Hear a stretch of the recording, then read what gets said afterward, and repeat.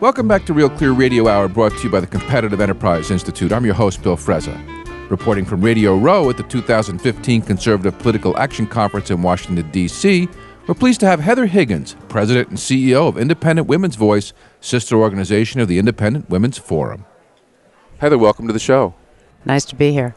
Heather, the Democrats have been flogging the war on women meme for quite some time, trying to divide the electorate. Is there still life in that approach, or is it running out of gas? Obviously, they think there's still life in it because they're still flogging it. But I think as we saw from the last election that it's becoming a little bit transparent, that it's a divisive tactic and not one that is really successful with most women. You wouldn't have had the commanding majorities won by Republicans that you did were it as successful as the left had hoped it would be. Part of the reason for that, I think, is that women look, for example, at Obamacare, and they're losing their doctors, these lifetime relationships that they have. They look at their cost of living, which is not just the way economists like to think about it. It's not hedonically adjusted by the Bureau of Labor Statistics. No, it's what you see at the supermarket. And it's more than that, actually. I think some of the research that we've recently been doing on economic messaging makes this very clear. The average American does not think of their cost of living as the cost of surviving, the cost of a gallon of milk and the eggs. They think of cost of living in terms of the cost of being able to live comfortably, the life they want. Does their savings matter for retirement? Will they actually be able to save? Will they be able to save for college? Will they be able to afford a vacation? All the comforts of life, in the average person's mind, the cost of living is the cost of living comfortably. And those costs have been rising dramatically. And women are the ones who keep those budgets. And women are very conscious that this is not, something that's being done by Republicans to them. Tell us about the Independent Women's Forum. The Independent Women's Forum, of which I am chairman, is a 501c3 educational organization that was created in the wake of the Clarence Thomas hearings. There was a group of women who were concerned that you basically had two ends of the bell curve out there represented. You had the radical left feminists claiming they spoke for all women, and you had women who came across as sort of beehive hairdo, barefoot and pregnant on the other side. And they said there are a whole bunch of women who are don't fit either one. Are mainstream, and they have jobs and they have careers, but they love their husbands and they love their children, and family is important to them, but so is work and career. Somebody needs to speak to them. There needs to be a group that speaks to women that does not talk about abortion. So we never take an opinion on abortion. Interesting. And we talk about economic issues. We talk about educational policy issues. We talk about national security. So you're not using the culture wars as a wedge? No, we're all about talking to all Americans. And actually, though it is a group that is addressed by women, for women, to women, it also has men who are members, and a lot of our work, particularly our political work through the C4, which I run, called Independent Women's Voice, looks at men as well as women in terms of how do you reach beyond the base of people who already understand and appreciate the value of free markets and liberty to making better choices more affordably and having a wider spectrum of opportunity for everybody. Inclusiveness is a rather unusual strategy in today's political world. It seems to us to be a sensible strategy. Is it working? It is working remarkably well. We have taken on a number of races that were rated at best toss-up and very often as lost causes, and we win them. We started with the Scott Brown race in 2010. We had gone to all these political professionals and said, that race is being run on the economy and national security. Important issues that polled well in September, but it's now December. It's kind of important to make this race be about the 41st senator for the vote on Obamacare. And nobody was doing that, and we think that'll close the 30-point gender gap. Wow. So we raised the money, and we did it. And then we've been doing that ever since in a series of races that you weren't supposed to win. Talk more generally about the gender gap issue. The gender gap is real. It is important to understand that it's not all women. It really is a marriage gap. Women who are married tend to vote the way men vote. Women who are single tend to vote in a way that seems to resonate more with the language of dependency and security. How many of those women are economically married to Uncle Sam? That's precisely what the left has set up, right? If you look at the world they are creating greater dependency.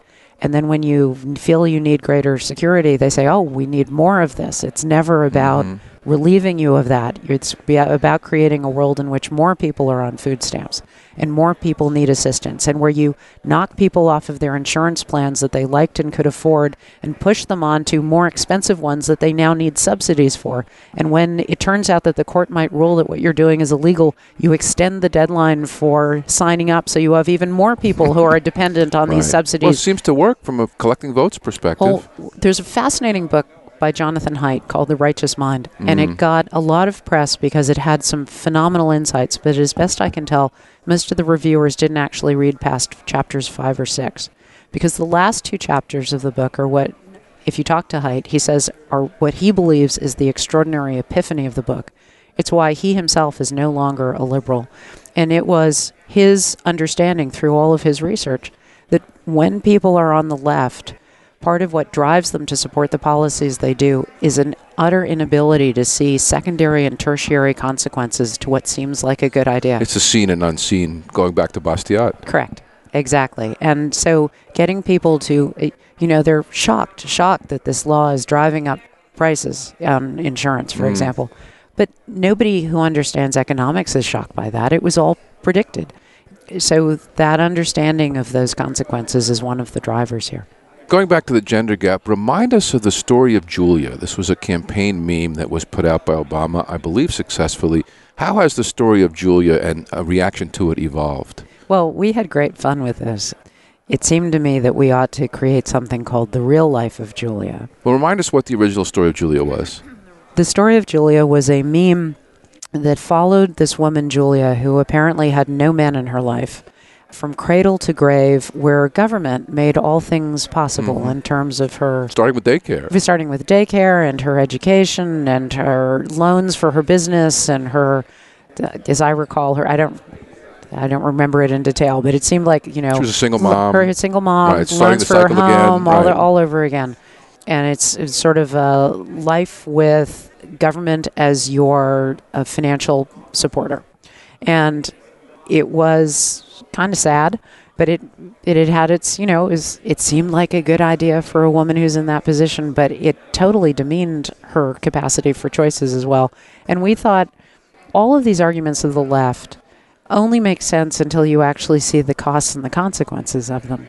So what we did was we created a meme called The Real Life of Julia, which walked through her experience with trying to sign up on the Obamacare exchanges and then looking at what actually happened to the cost of her health insurance and what happened to all these other, her relationship with her doctor and her inability to provide a provider, and now the costs are higher and the quality is lower. And so that got good traction. The other thing we did that we've done many things, but another one that really took off is a website called mycancellation.com. And we encouraged anybody who had found that their policies that they liked and had been told they could keep had been canceled to take a picture of the policy, ideally with themselves holding it.